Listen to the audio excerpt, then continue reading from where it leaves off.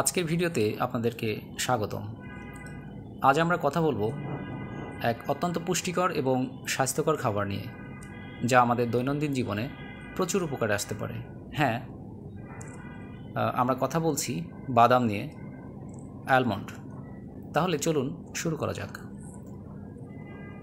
Almond একটি অত্যন্ত পুষ্টিকর খাবার।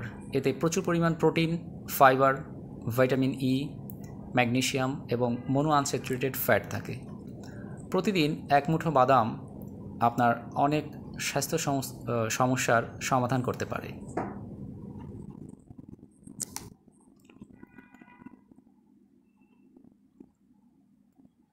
বাদামে উপস্থিত মনো আনস্যাচুরেটেড ফ্যাট এবং অ্যান্টিঅক্সিডেন্ট গুণাবলী হৃদরোগের ঝুঁকি কমাতে সহায়ক।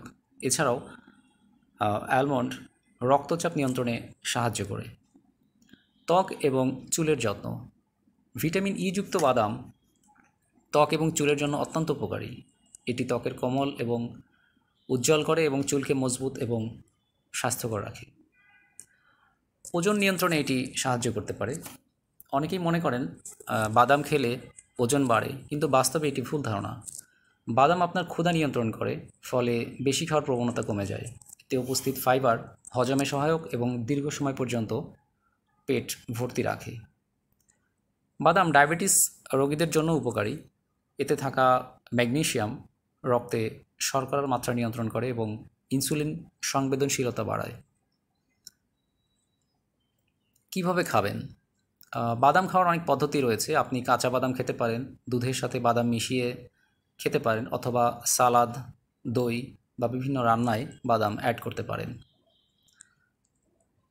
আজকের ভিডিওতে বাদামের উপকারিতা সম্পর্কে আমরা জানালাম। আশা করি আপনাদের এই তথ্যগুলো উপকারে আসবে এবং দৈনন্দিন জীবনে বাদাম আপনারা অন্তর্ভুক্ত করবেন। যদি